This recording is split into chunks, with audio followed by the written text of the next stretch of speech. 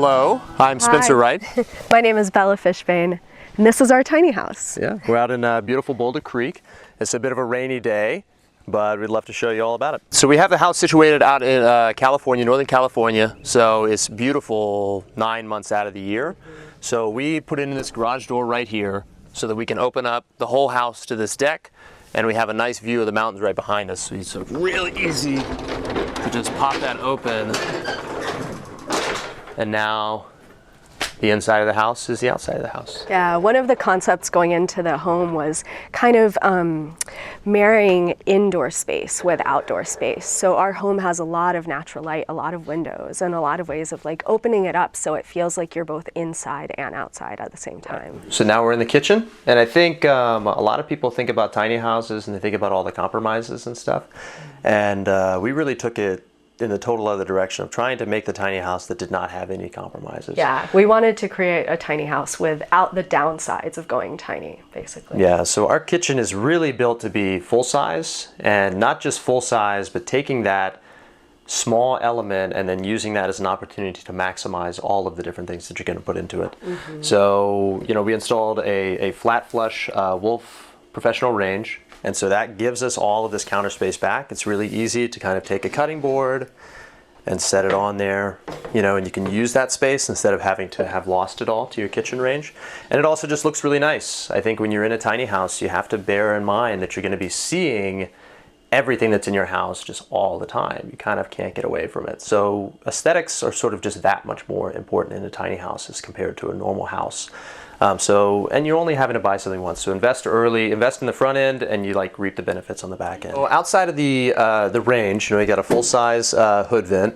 We love keeping our pans elevated up here. Makes just so nice to have them out of the way. This is actually something that in, you know, the apartments and stuff that we used to rent, we would never actually have the space for that. But in a tiny house, it's just so much easier to design the space that you want. So we have like all of these nice little sliding cabinets. It's plenty of space really for everything that we use on a daily basis, and it's all very accessible. A full-size fridge, or at least what we think of as a full-size fridge, with a freezer on top. When it comes to our eating habits, we're the sort of people that like to grocery shop once or twice a week, and we eat almost all fresh produce and things like that. So we don't keep around a whole lot of extra stuff. I think that's something we like to shop more frequently and like go to farmers markets, that sort of thing. Exactly.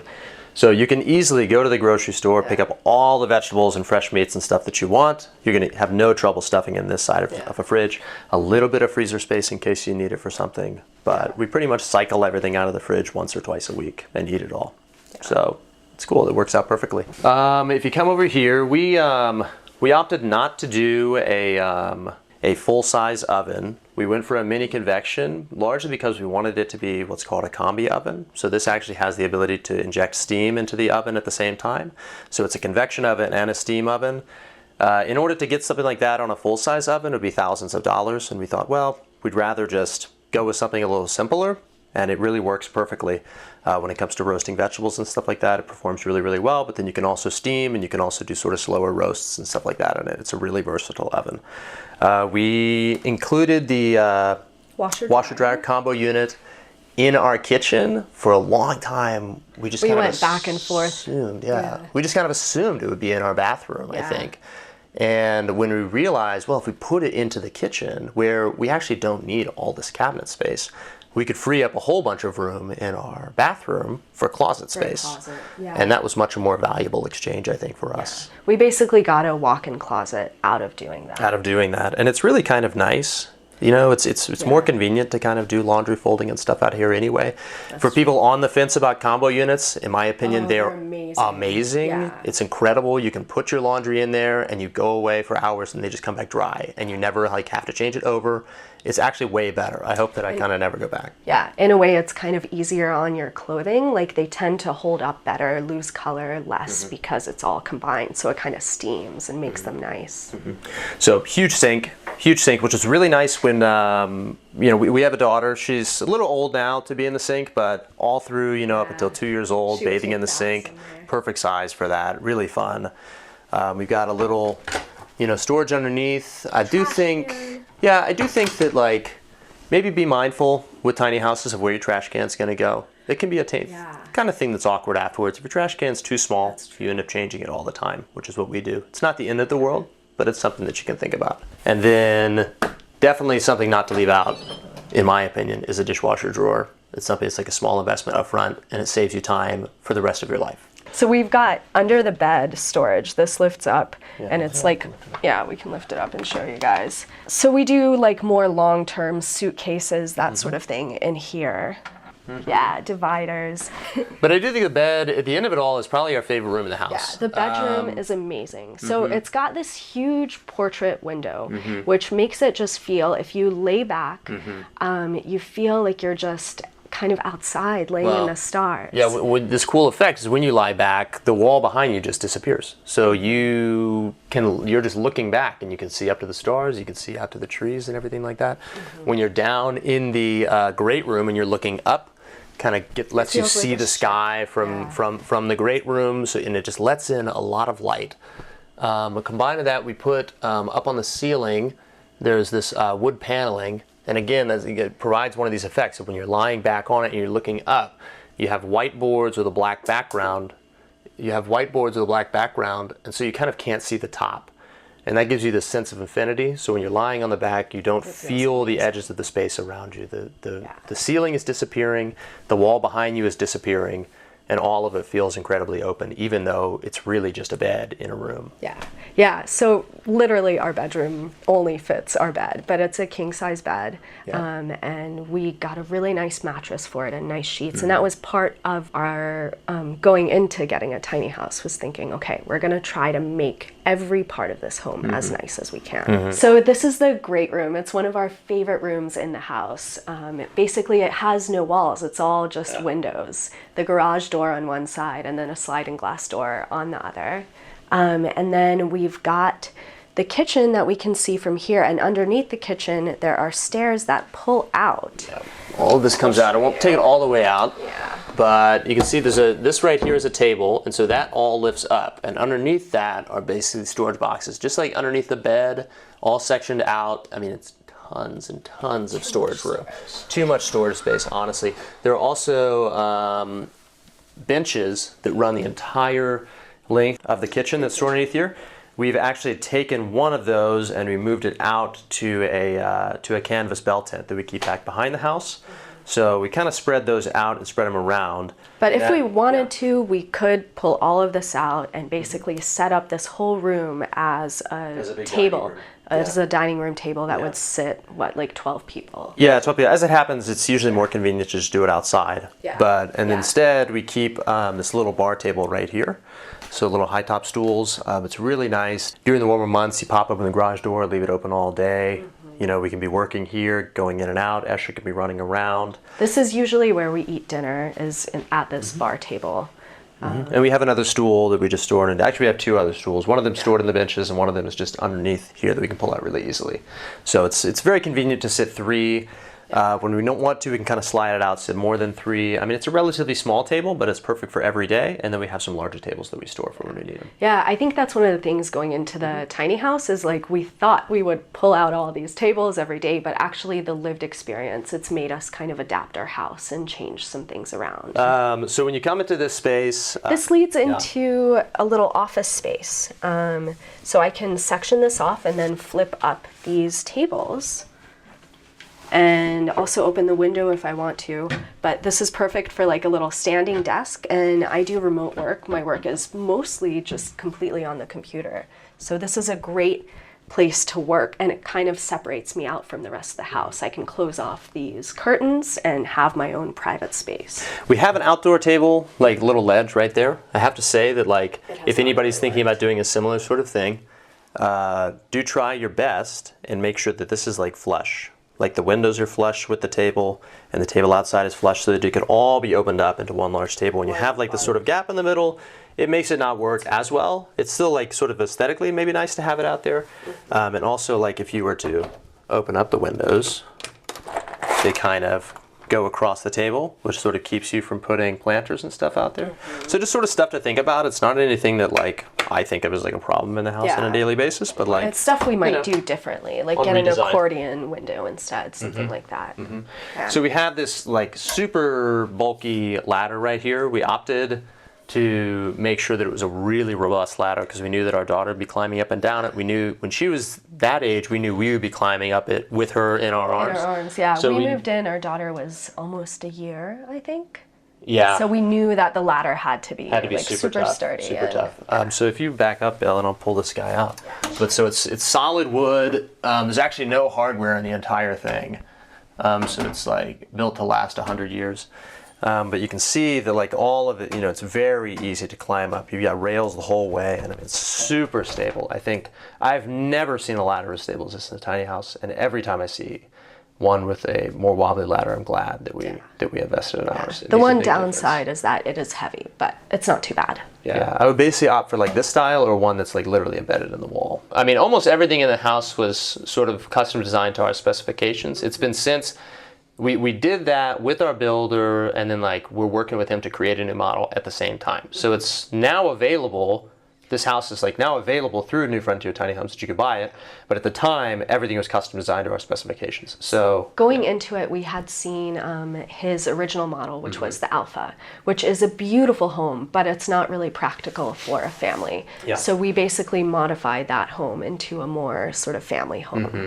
Okay, so I'm going to show you our daughter's room, which we decided that she would have her own separate space away from ours. So we're literally as far away from her as we can be in a tiny house.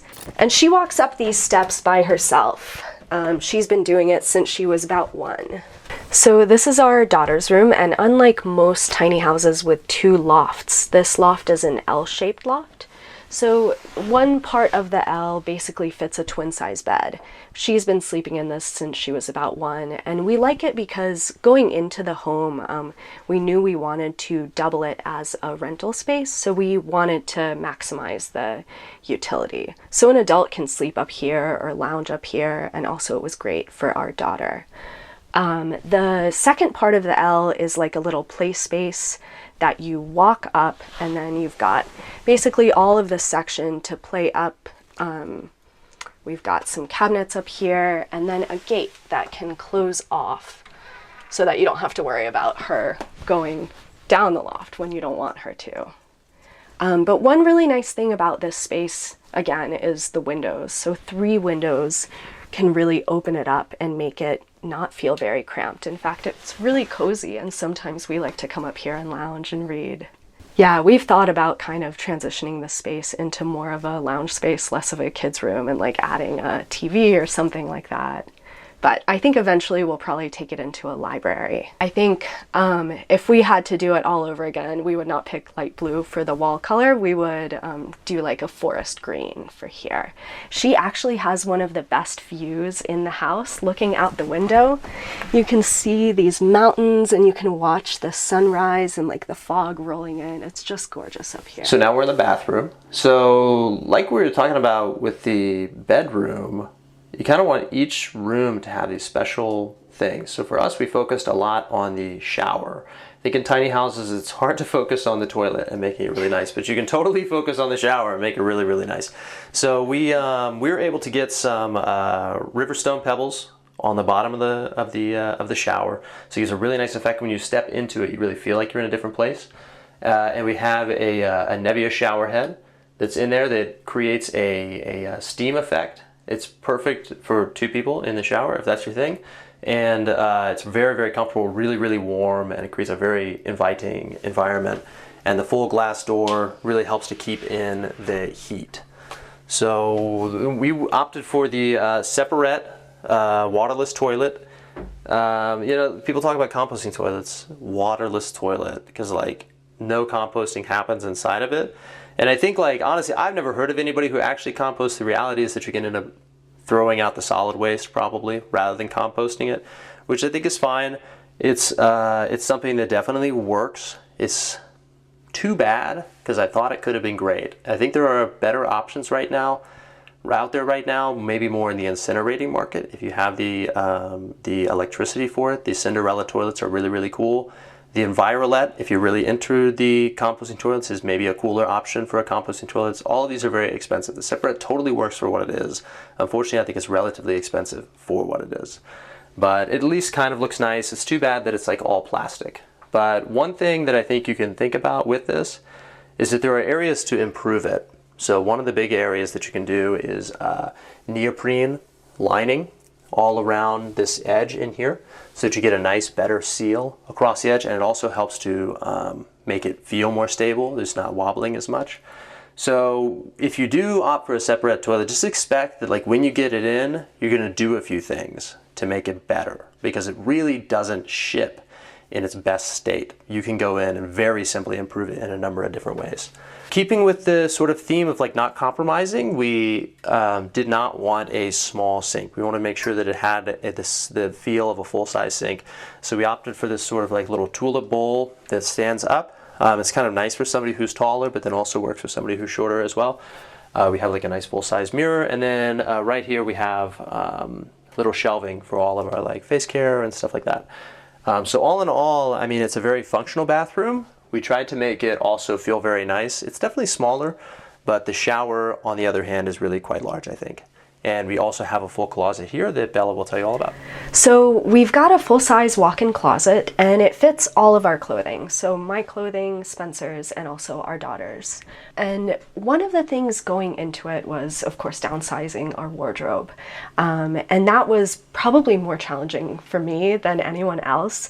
But one of the key realizations that made it so much easier was realizing if I have less objects, I can, again, invest more in them. So instead of having like 30 dresses that I hardly ever wear, I can instead invest in like 3 or 4 really nice ones that I love and enjoy. And that's just kind of been a principle throughout our house. So we've got all of our hanging clothes over here, dresses, coats, that sort of thing. Rolling clothes, jeans, tops, and then little drawers. And all of our bathroom stuff can fit in these baskets down here. Honestly, it's plenty of space. We've never really felt like we wanted a larger closet. So obviously, when you're living in a tiny space, I think you are going to put some attention into your outdoor space, because you'll likely be spending a fair amount of time into it. So much of living in a tiny house is spending a lot of time outside of the house. And, you know, like you don't spend all day in the house. You spend a lot of time in nature, hopefully if you live in the right sort of climate for it as well. So all of our landscaping is xeriscaping and was free. So if you don't like it, it was free. And if you do like it, it was free. So like we live like our house is like way out in the middle of nowhere. So we have like all of this land surrounding us, and the land has this sort of gravelly material. So when we first got here, this was just all a dirt pit, and it's still kind of a dirt pit. If it wasn't so wet, you could see that it was different, but like all of this is graveled with this sort of shaly stuff, and we just like shoveled it off and like spread it all over the place, and it's totally worked. It takes a lot of work, but it's worth mentioning, like, why is it free? One of the things going into the house was there are a lot of expenses that kind of add up. It's a very new sort of thing to do, so things can go wrong. So we didn't really have the money to invest in landscaping. We put so we everything had to, into the house. Yeah, it's kind of like not our land, so there's only so much we're willing to invest into the land. So we invested our labor rather than our dollars, and we invested our dollars into the house.